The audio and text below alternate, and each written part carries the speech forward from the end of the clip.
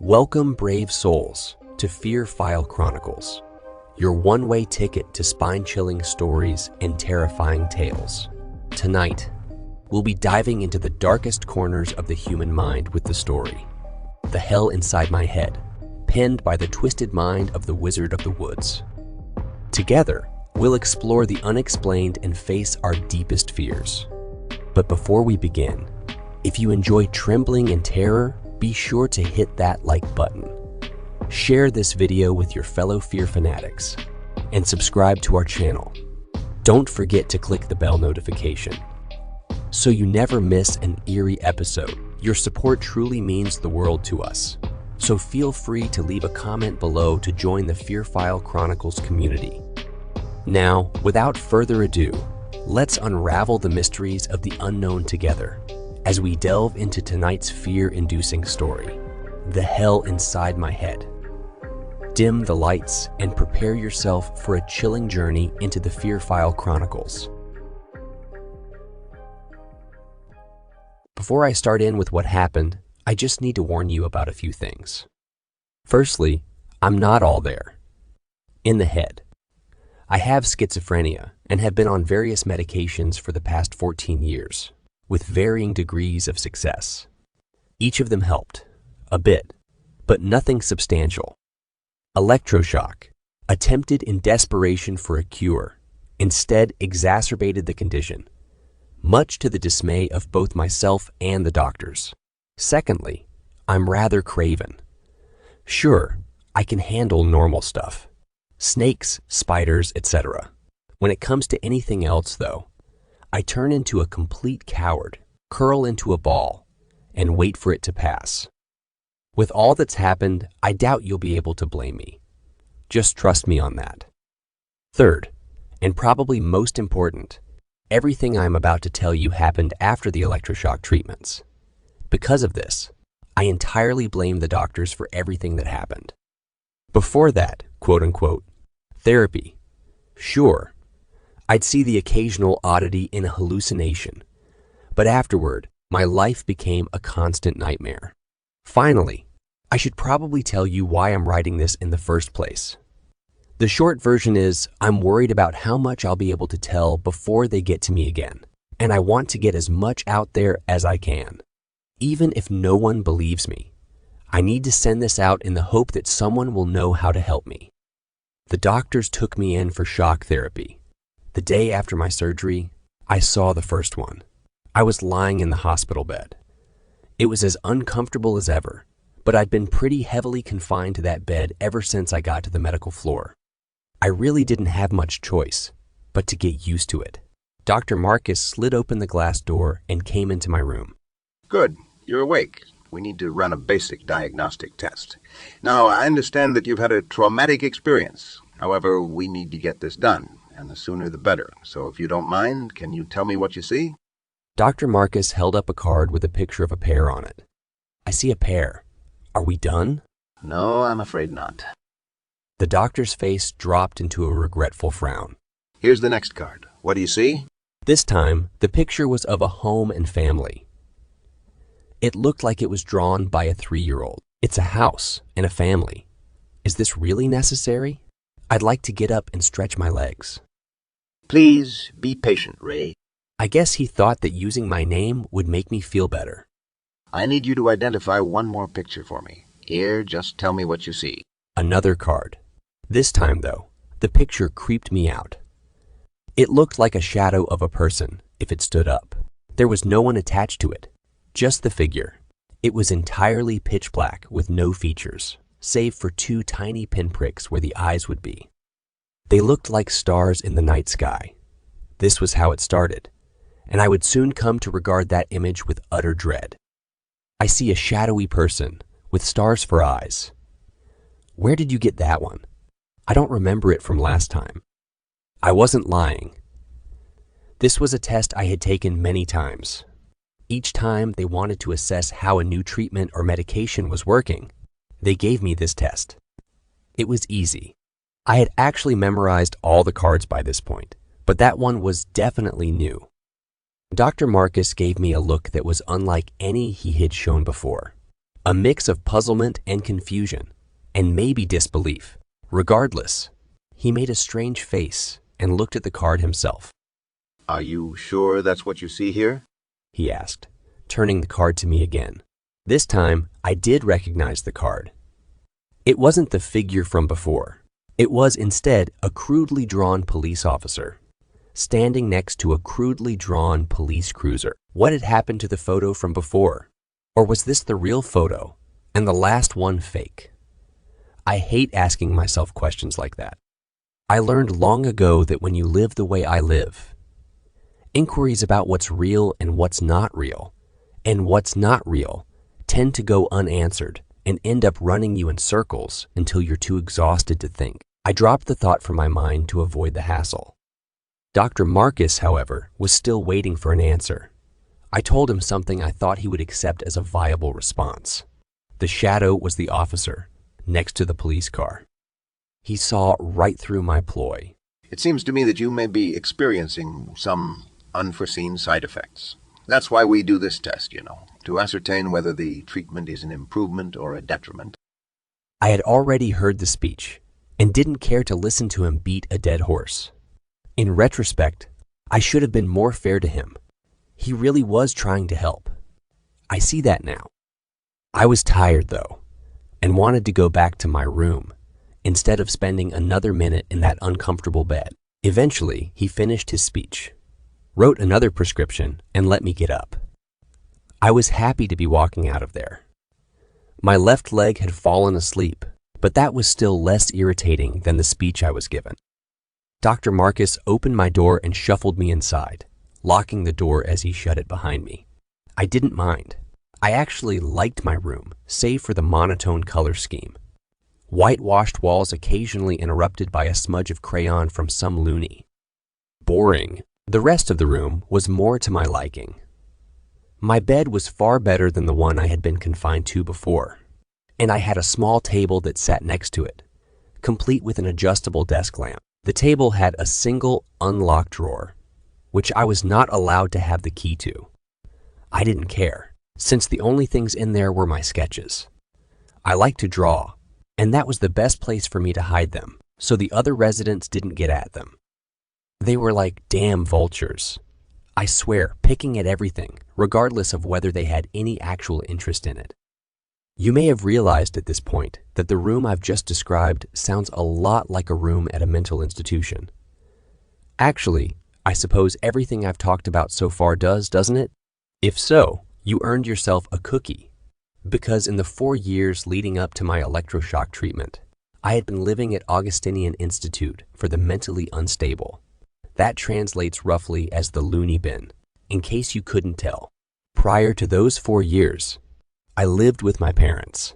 We dealt with my illness as a family, and despite any preconceived notions you may have, we were happy. Mom would make breakfast for me every morning, and Dad would watch TV with me. Our house was a safe place for me, and I actually had a better time dealing with the hallucinations when I was at home. With me being so messed up in the head, I'm kinda surprised at how perfect my family life was. Then, quick as a wink, that life ended. My parents went out for a night on the town. Heavy rain was pouring down that night. I remember it keeping me awake. Apparently, the soaked cobbled road was a bad match for the tires on my parents' car, and they skidded off into a ditch. Neither one made it out, and that's all I'm going to say about it. It's a touchy subject for me, as you can imagine. With no relatives left, I was placed in the care of my physician, the aforementioned Dr. Marcus. He and the other doctors had only one goal in mind for me: get me healthy enough to boot out the front door so they could bring in another guinea pig. Bad news for them, none of their drugs worked. I was carefully monitored for the next 4 years, bringing us back to the electroshock and the events that took place afterward. I sat down on my bed and retrieved my sketching supplies from the drawer. When I would get really bored, it would help to draw something interesting that happened from the day. Well, I had been resting for most of the day, which really only left the strange flashcard to consider. I drew my rendition of Dr. Marcus, holding up the card. When I tried to draw what was on the card, though, I couldn't. I didn't remember what it was. I do now, obviously, But for whatever reason, at that moment, it was as though the card was blank, both on paper and in reality. I laid back in my bed, getting a headache. I wanted the day to end. And so, despite having rested for 15 hours post-op, I fell asleep. I woke up very early the next morning. I didn't have access to a clock or watch, but there was no light streaming in through the barred window above my bed. It must have been before dawn. The doctors didn't open the doors until 8 o'clock each morning, so I was stuck in there in my boredom, waiting. I didn't want to wake the person in the room across the hall from me, so I left my lamp off. Instead, I sat in the darkness, just waiting. Out of the corner of my eye, I thought I saw something move in my room. I turned to look, but found nothing. As I rolled back to face the door, however, I came face to face with a horrific sight. Utter darkness, a shadow in a room of shadows, and 2 white stars, coalesced into a humanoid form. The monster from the card had followed me. It had crawled on all 4s onto my bed and was at eye level, just inches from my face. Its white, pinprick eyes stared into mine, a void of emotion, lacking in characteristic. I clamped my eyes shut and curled into the fetal position. I started crying, praying for it to be over. I could hear it, right next to me. It was breathing in my ear.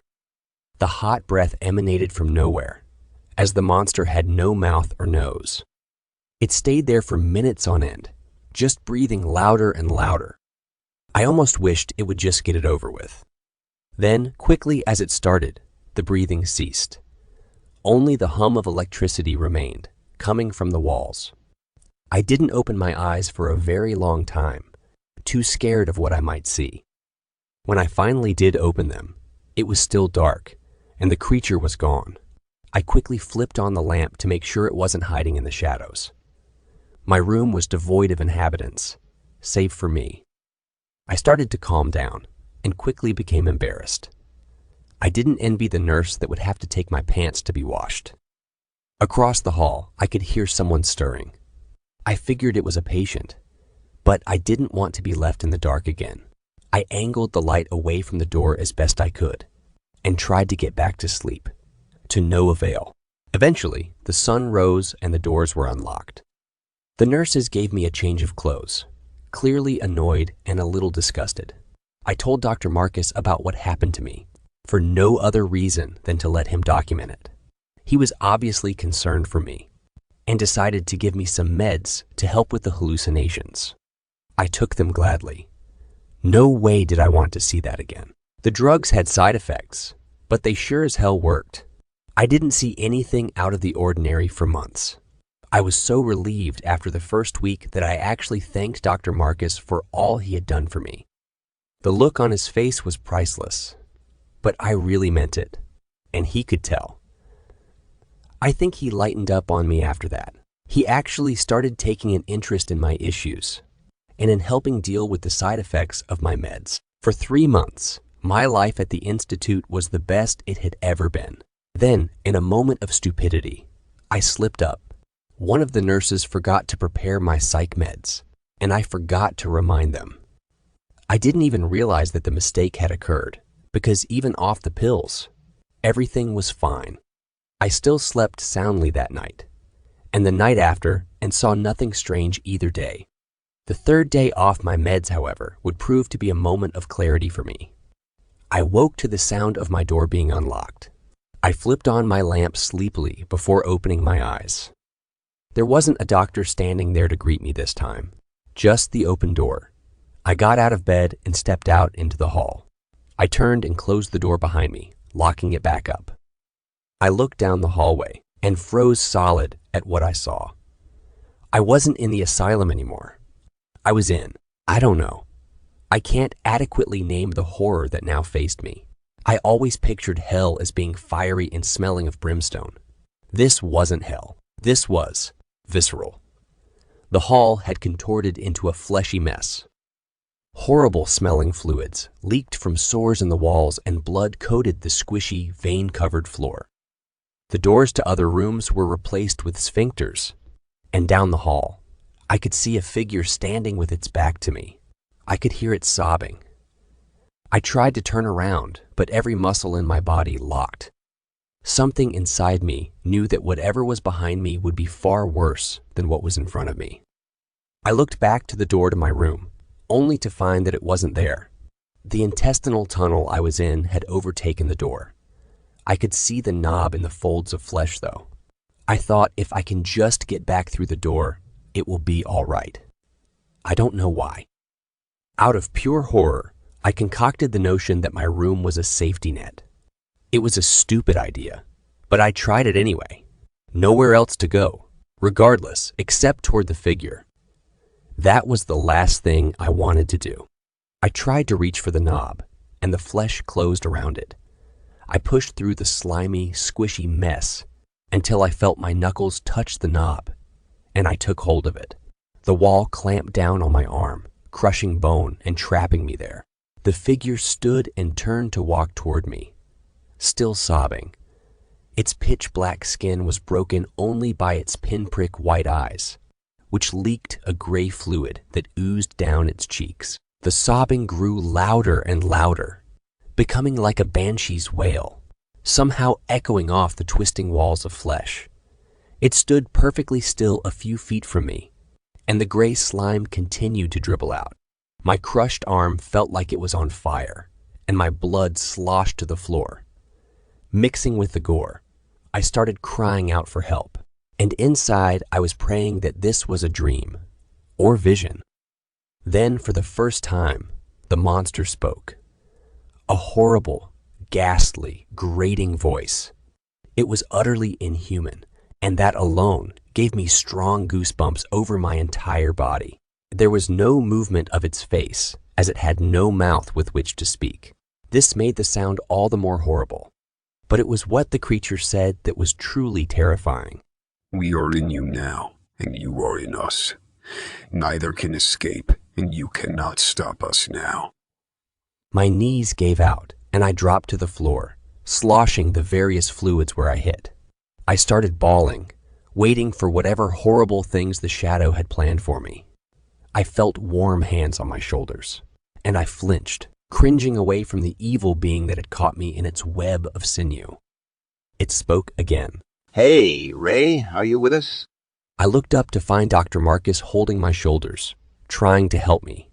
The hallway was normal again, as was my door. My arm had healed.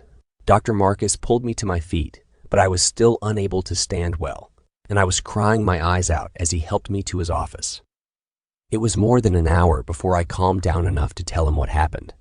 I spared no detail, watching as his face switched between visages of horror, disgust, concern, and outright fear. These looks made me more frightened, because this was the only time I ever saw Dr. Marcus afraid of what a patient reported seeing. He made certain that the nurses never forgot my meds again. They didn't work anymore, though. I don't know why. I was really scared of this, though, because I was still hallucinating. Flames in the hallway, meals made of maggots, and the damnable creatures that stalked me in the darkness of my room. Once they realized that nothing was helping anymore, they had no choice but to cast me out. I couldn't benefit from their type of help anymore, and they needed the space. I went back to the home I knew before. It's been 27 days, and each day the visions get more and more intense. The starry-eyed shadows have been following me everywhere. The only place they can't reach me is in my home. They've gotten more creative since the asylum. Everywhere I go, the scenery and people turn into fleshy piles and shadows, all in the blink of an eye. Sometimes the people wouldn't be shadows, but instead twisted, mutilated corpses. It doesn't stop there. If I try to go anywhere, they corner me, cut me open, burn me. I feel everything. The agonizing pain of mutilation. It's torture, literally. I can't go anywhere. I'm starting to run out of food. I don't trust canned foods at all anymore. It's like a goddamn game of surprise. What's inside this time? A bunch of eyes. Strands of hair. The distortions have invaded my home. Even now, the walls in the living room are pulsating, like a heartbeat, and the TV only shows static. I don't think anyone will believe me, and I'm scared to go outside. They have me surrounded. I think they are waiting for me to leave. Well, my friends, we've reached the end of tonight's chilling tale, The Hell Inside My Head by the talented The Wizard of the Woods. I hope you've enjoyed our descent into darkness and that you'll carry a piece of the Fear File Chronicles with you as you drift into uneasy dreams.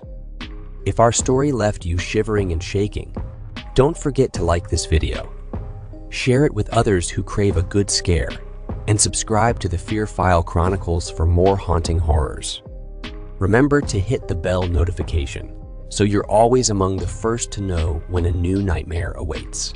As always, we appreciate your support and would love to hear your thoughts in the comments below. Sharing your fears and frights with us truly means a lot, so don't be shy to engage with our sinister community. Until next time, remember to embrace the darkness, for it is within the shadows that our most terrifying stories are born. Good night, and stay scared.